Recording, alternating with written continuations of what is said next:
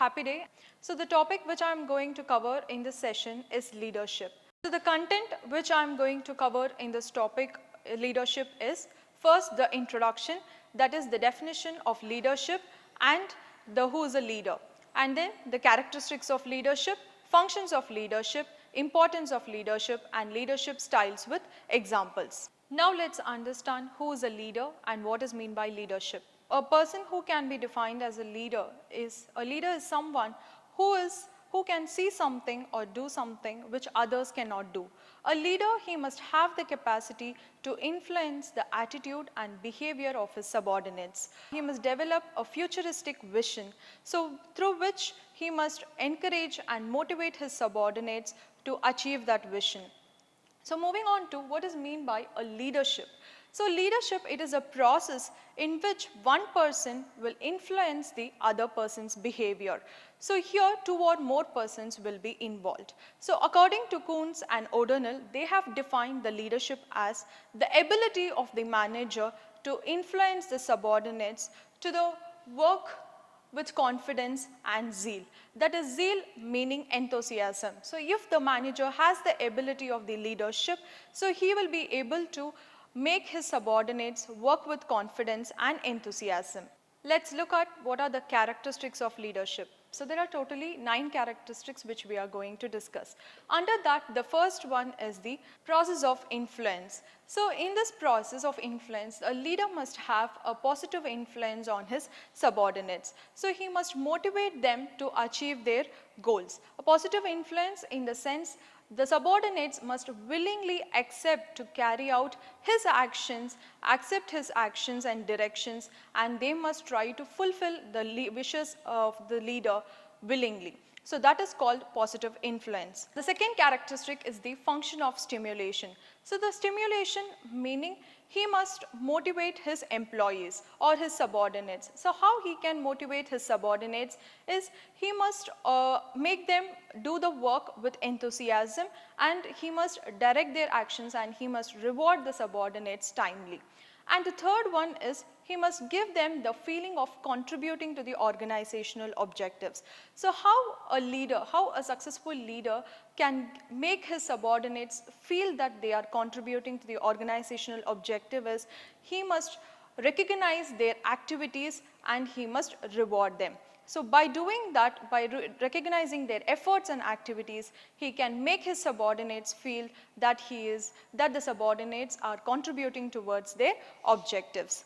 A leader must always share his ideas, creativities and also his credit with his followers, because when the leader shares his ideas and credits with his followers, the subordinates or the followers, they will also get satisfied with that. So by doing that, the leader must influence the behavior of the subordinates, and he must also allow his subordinates to influence his behavior. So by doing that, there will be a mutual understanding between the subordinates and the leader. And then a leadership, it is related to a particular situation. So why it is related to a particular situation is because there are different types of leadership styles. All the leadership styles cannot be applicable in all the situations. So based on the specific circumstance and situation, the leadership style will automatically differ. And then leadership, it should not be a headship or a bossism. So because headship or a bossism, it is always that they always follow the formal authority. With the formal authority, it might not give satisfaction always. But whereas leadership is something where the subordinates willingly accept him as leader. So whatever the directions that is given by the leader, they will be accepting it willingly. So that gives the enthusiasm and satisfaction to the subordinates. And then a leadership, it is an ongoing activity, because until the organization, the concept of organization exists, the leadership concept will always exist. So it is an ongoing activity. Leadership, it implies the existence of followers. Why? Because the leadership process is possible only when there is subordinates. So when the subordinates actually make the leaders and they make the leadership process possible. And the leader, he must always strive his efforts to always accomplish some level of goals in the organization. So that is the successful leadership always leads to goal accomplishment. And now we are going to see the functions of leadership. So there are 5 functions of leadership. So under that, the first one is the goal determination, because under the goal determination, the leader, he will be acting as a planner as well as he will be acting as a policy maker, because a leader, he must interpret the objectives of the organization and he must make the policies and he must lay down the policies and the programs to achieve those objectives. So thereby the goal determination function is done.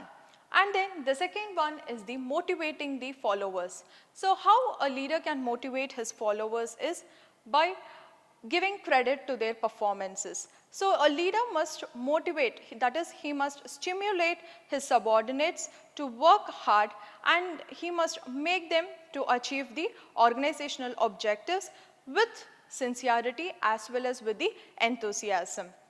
And then is the direction. So a leader can always modify the behavior of the subordinates. So he can influence the behavior of the subordinates. So by doing that, he can ensure that the subordinates are working properly, and he must create such an environment where subordinates feels comfortable. And then coordination. So coordination is the most important thing, because in an organization, unity is very, very important. Unity as well as teamwork is very, very important.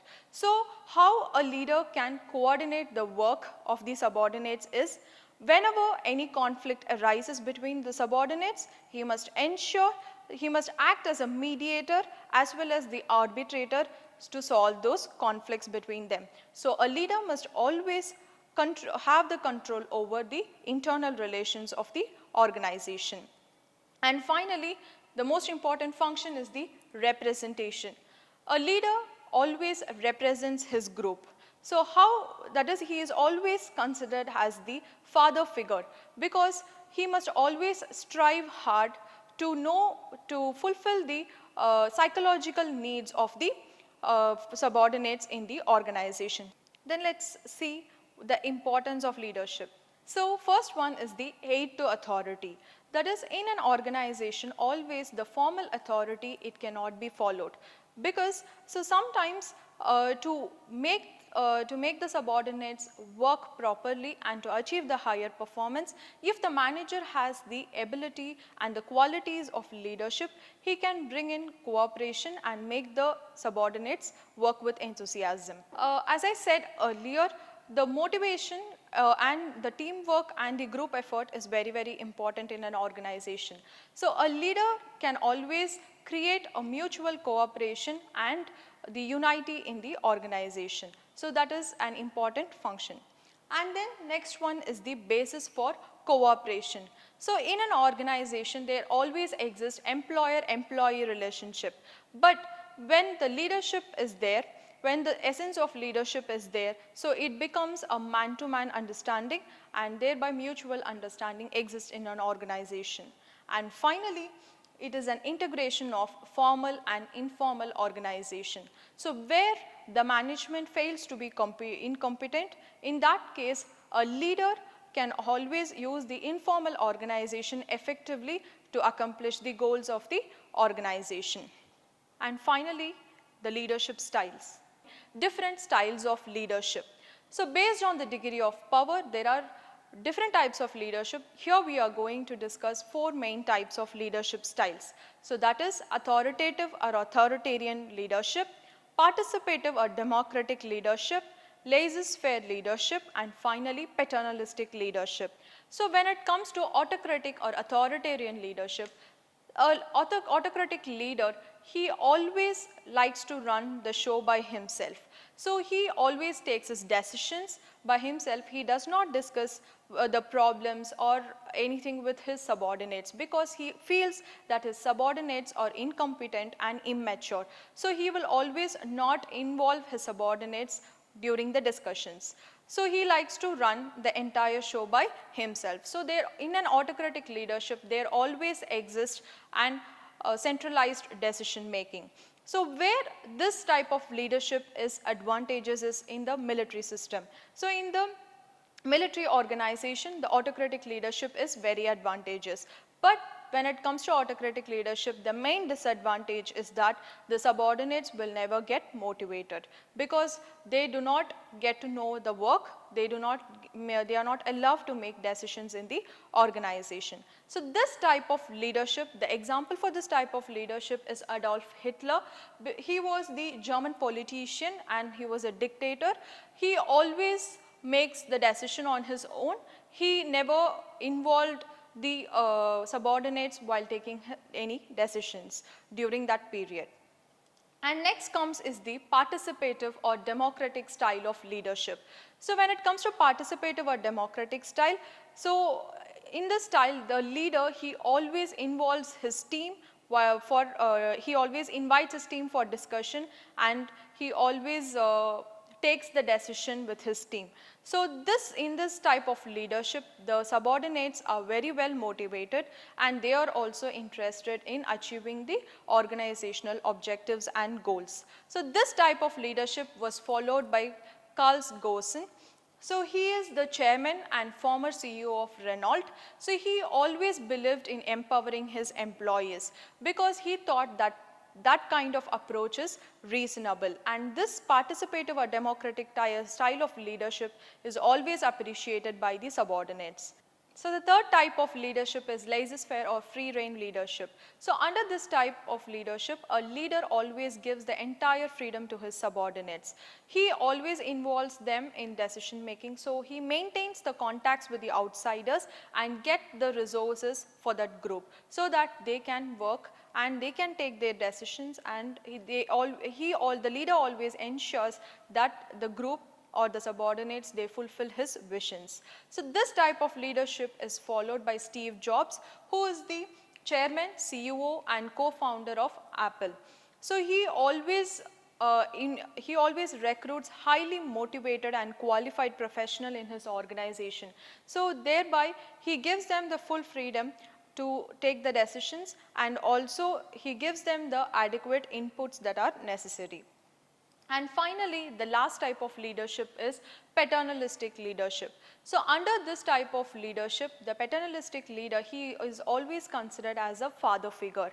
So he always ensures that his employees are very well satisfied. He creates such an environment where they always feels satisfied, as well as the working conditions are very proper. This paternalistic style of leadership is followed by Henry Ford, who is the original founder of Ford, and he always ensured that his workforce are satisfied, and he provided them good working environment. So to make his employees satisfied, so he raised the salary of the daily workers.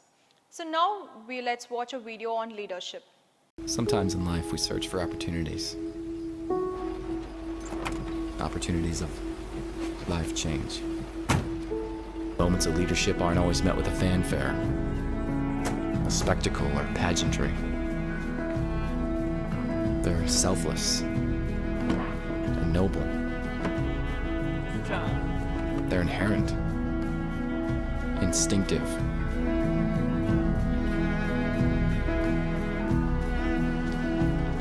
Authority doesn't always equate to leadership. A leader knows that teamwork is always better than going at it alone. And being reliable can carry more weight than any position or power. A leader goes the extra mile when you're tired and when it doesn't make sense to.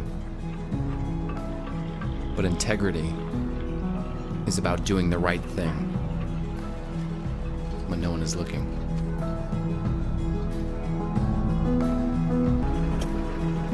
It's not about having all the answers, but taking what's in your cup and pouring it into someone else's that is less full. People follow those whom are selfless and open-handed.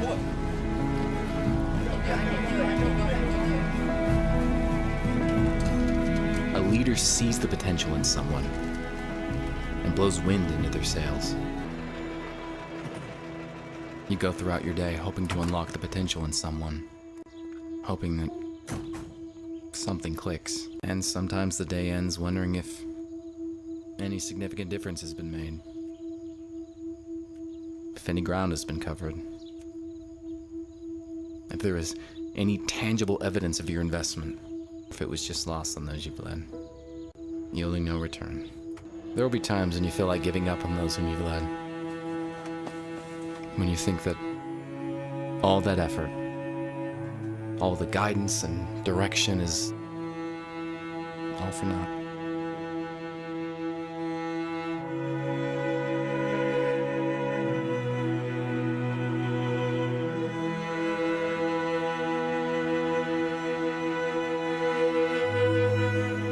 Please, don't give up on us.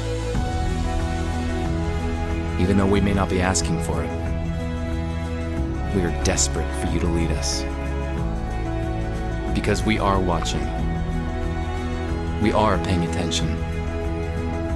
We're begging for you to keep going. You help us realize that leadership is something worth fighting for, worth running after. What we get is rich, and it's greater than any monetary reward. It's been said leadership doesn't happen in a day. It happens daily. And your influence on us will have ripples felt for days to come. So from the video, you will be able to understand that a leadership is something which cannot be taught. It can only be learnt. So by attending the workshops or seminars, you can get the information about leadership. To develop the set of skills which are necessary for leadership, you must read the books of the leaders and understand their life experiences and learn from their life experiences. So to become a leader, a person must have aptitude to be a leader, and also courage and commitment is very necessary. So in this class, we learned about the definition of leadership, the importance of leadership functions and different leadership styles with examples. So now we are moving on to the assignment, which is based on this leadership concept. So you must identify a leader and you must explain about his leadership style, his experience, the values and the philosophy of the leader. So by doing this assignment, you will be able to actualize and analyze the personal values of the leaders. So you will be able to integrate the leader's life experiences into the leadership development process. Thank you. Keep learning.